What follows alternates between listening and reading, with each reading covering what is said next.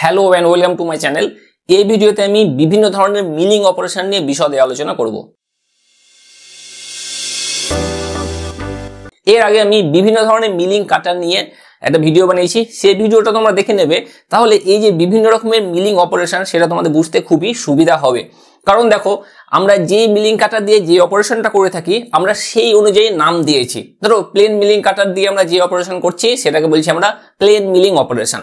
তাহলে বুঝতে পারছো, ওই ভিডিওটা দেখলে এটা বুঝতে তোমাদের খুবই সুবিধা হবে। তো এখানে আমি কি কি মিলিং অপারেশন নিয়ে আলোচনা করব। ফার্স্ট হলো plane milling operation, second face milling operation, তারপরে side milling, straddle milling, angular milling, gang milling, form milling, profile milling, end milling, আর লাস্ট সেটা হলো milling keyways, grooves and slots. তাহলে এগুলো দেখতে পাচ্ছ কিছু কিছু নাম আছে যেগুলো আমরা যখন মিলিং কাটারের টাইপস পড়ছিলাম তখন কিন্তু এগুলো ছিল। তো ফার্স্ট যেটা আছে সেটা বিশদ আলোচনা করা যাক। ফার্স্ট যে অপারেশন সেটা হলো প্লেন মিলিং অপারেশন। তো এখানে তোমরা প্লেন মিলিং অপারেশনের একটা ছবি দেখতে পাচ্ছ। তো এটাকে প্লেন মিলিং অপারেশন বলা হয়ে থাকে, আবার স্ল্যাব মিলিং অপারেশনও বলে থাকে। SLAB স্ল্যাব, কারণ এই অপারেশন অনুযায়ী একটা ফ্ল্যাট বা স্ল্যাব তৈরি করা হয়। এই জন্য দেখো এটা হলো কাটার, এটা একটা প্লেন মিলিং কাটার, সহজে বুঝতে পারছো।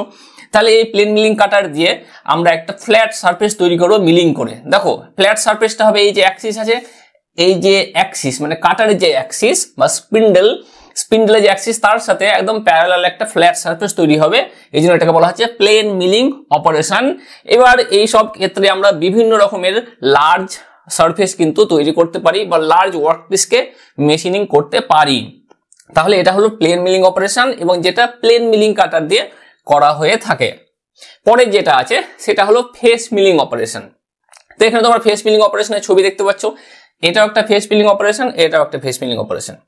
এটা হলো ফেস মিলিং কাটার, কিন্তু এটা হলো এন্ড মিলিং কাটার। কিন্তু এই যে ফেসে আছে, ফেসে কাটিং করা হচ্ছে, এই জন্য এটাকে বলছে ফেস মিলিং অপারেশন বলা হচ্ছে। এবার এটাকে যদি দেখি আমরা, দেখো এটা হলো একটা ফেস মিলিং কাটার। ফেস মিলিং কাটারে কি হয়, এই যে পেরিফেরি আছে পেরিফেরিতেও কাটে এবং ফেসে ওদিকে সারফেসে যেই কাটিং এজগুলো আছে সেগুলো দিয়ে কাটছে। তাহলে একসাথে দুটো দিকে কাটছে, এদিক বরাবর কাটছে আবার নিচের দিকে বরাবর কাটছে।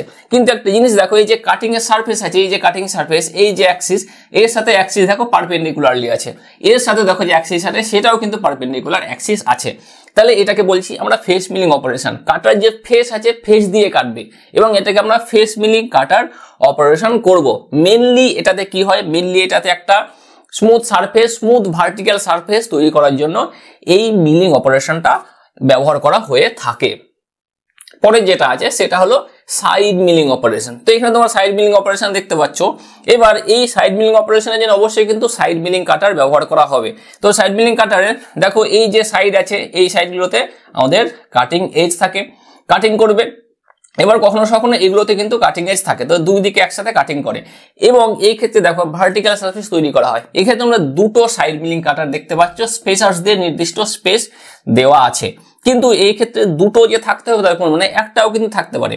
একটা সাইড মিলিং কাটার দিয়ে আমরা কি করব, প্লেন ভার্টিক্যাল সারফেস তৈরি করব। শুধুমাত্র ভার্টিক্যাল সারফেস তৈরি করব তা নয়, স্লট তৈরি করতে পারি, বিভিন্ন স্টেপ তৈরি করতে পারি, আমরা গ্রুপও কিন্তু তৈরি করতে পারি এই সাইড মিলিং কাটার দিয়ে। তাহলে আমরা যদি এখান থেকে এই অংশ ছবিটুকু আঁকি তাহলেই কিন্তু হবে, দুটো আঁকি তাও কিন্তু হবে। এটা হলো সাইড মিলিং অপারেশন। নেক্সট যেটা আছে সেটা হলো স্ট্র্যাডেল মিলিং। তো দেখো সাইড মিলিং আর স্ট্র্যাডেল মিলিং এর ছবি তোমরা একই দেখতে পাচ্ছ। তো আমরা এই ক্ষেত্রে কি থাকবে, দেখো সাইড মিলিং এ একটা কাটা থাকতে পারে বা দুটো কাটারও থাকতে পারে, কিন্তু স্ট্র্যাডেল মিলিং অপারেশন অবশ্যই কিন্তু দুটো কাটার থাকতেই হবে। একটা থাকলে কিন্তু হবে না, দুটোই থাকতে হবে, বা দুয়ে বেশি থাকলে কিন্তু হবে না, তিনটে থাকলে হবে না। তাহলে এটাও কিন্তু সাইড মিলিং অপারেশনের মতোই। এই ক্ষেত্রে আমরা একসাথে কি করছি, একসাথে দুটো প্যারালাল ভার্টিক্যাল সারফেস তৈরি করছি। দেখো প্যারালাল ভার্টিক্যাল সারফেস তৈরি করছি, তাহলে আমাদের সময় বাঁচছে, মানে সময় একটু কম লাগছে। দেখো আমরা যদি এটাকে এই যে অপারেশনটা যেটা আমরা যদি সাইড মিলিং কাটার দিয়ে করতে যেতাম, সাইড মিলিং অপারেশনে করতে যেতাম, যদি একটা কাটার থাকতো একসাথে, তাহলে দেখো এটা করতে মনে করো 2 মিনিট সময় লাগলো, তাহলে এটাও করতে 2 মিনিট সময় লাগতো, 4 মিনিট লাগতো। কিন্তু এটা যদি স্ট্র্যাডেল মিলিং অপারেশন করি তাহলে এটা 2 মিনিটে হয়ে যাবে। তাহলে এরকম ভাবে হচ্ছে। এটাতেও আমরা শুধুমাত্র যে ভার্টিক্যাল সারফেস তা নয়, স্লট তৈরি করতে পারি, আমরা স্টেপও তৈরি করতে পারি, গ্রুপও তৈরি করতে পারি। নেক্সট অপারেশন আছে সেটা হলো angular milling operation. Angular milling operation angular milling cutter দিয়েই করা হয়। তো এখানে তোমরা অ্যাঙ্গুলার মিলিং অপারেশন তোমরা দেখতে পাচ্ছ, এটা হলো ওয়ার্কপিস, এটা হলো অ্যাঙ্গুলার মিলিং কাটার। দেখো এখানে অ্যাঙ্গেল আছে, এই অ্যাঙ্গেল বরাবর একটা ভি গ্রুপ তৈরি করা হচ্ছে। এবার শুধুমাত্র যে দুটো কাটার থাকবে তাই নয়, এরকম দুই দিকে বোথ সাইডে অ্যাঙ্গেল থাকবে, ডাবল অ্যাঙ্গেল হবে না, সিঙ্গেল অ্যাঙ্গেলটাও হতে পারে, মানে একদিকে এইরকম শুধুমাত্র এখানে এরকম অ্যাঙ্গুলার ভি তৈরি হচ্ছে। এবার এরকম তৈরি না হয়ে কি হতে পারে, শুধুমাত্র একদিকে হতে পারে, মানে এটা আমাদের ওয়ার্কপিস, এখানে করে একটা অ্যাঙ্গুলার সারফেস তৈরি করা হলো। এখানে ভি গ্রুপ তৈরি করা হয়, বিভেল সারফেস তৈরি করা হয়, আর অ্যাঙ্গেল সারফেসও তৈরি করা হয়ে থাকে। তো এটা অ্যাঙ্গুলার মিলিং কাটার দিয়ে অ্যাঙ্গুলার সারফেস তৈরি করা হয়, এটাকে বলা হয় অ্যাঙ্গুলার মিলিং অপারেশন। নেক্সট যেটা আছে সেটা হলো gang milling operation.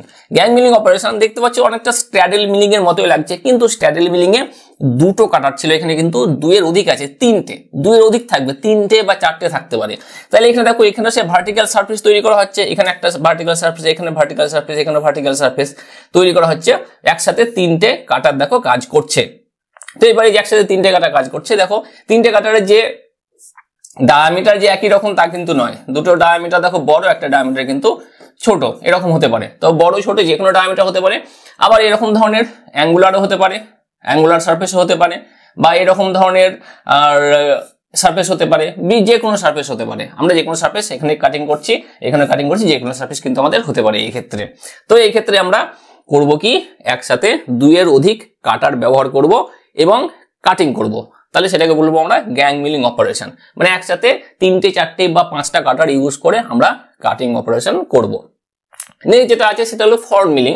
Form milling হলো কি, একটা ফর্ম মিলিং কাটার ব্যবহার করা হয়ে থাকে এবং একটা ফর্মড সারফেস তৈরি করে। ফর্মড সারফেস মানে যেখানে কার্ভ সারফেস, এরকম ধরনের সারফেস বা এরকম ধরনের সারফেস, বা যদি আমরা গিয়ার তৈরি করতে যাই তো এরকম ধরনের গিয়ারও কিন্তু আমরা তৈরি করতে পারি, এরকম ধরনের। তো তার জন্য ফর্ম মিলিং কাটার গিয়ারের মতো ব্যবহার করা হয়ে থাকে, এরকম ধরনের ব্যবহার করা হয়ে থাকে। তো এখানে কেমন সারফেস তৈরি হচ্ছে, এরকম সারফেস তৈরি হচ্ছে।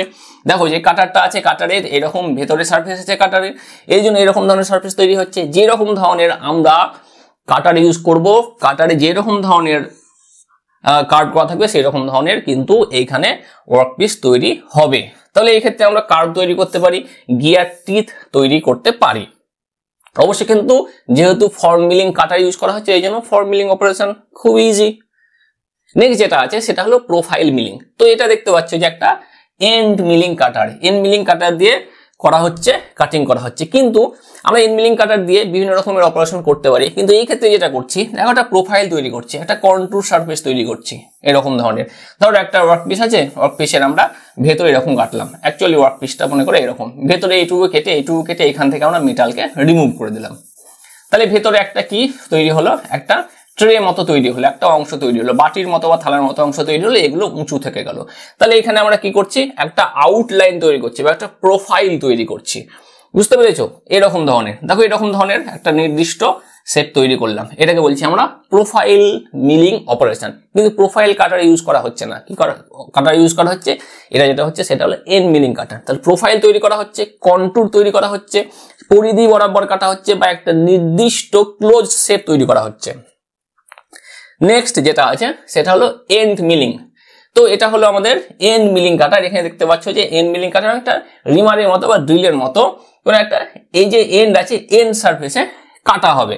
তো অপারেশনটা তোমরা ভালোভাবে দেখতে পাচ্ছ। এই ক্ষেত্রে যেটা ভার্টিক্যাল স্পিন্ডল আমরা মিলিং মেশিন ব্যবহার করে থাকি।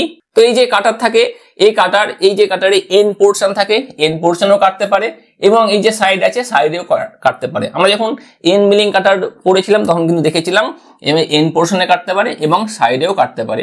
এই কাটার ফলে বিভিন্ন রকমের কি করতে পারে, আমাদের ভার্সেটাইল এবং বিভিন্ন রকমের কন্টুরিং, স্লটিং, পকেটিং এইসব অপারেশনগুলো করা হয়ে থাকে।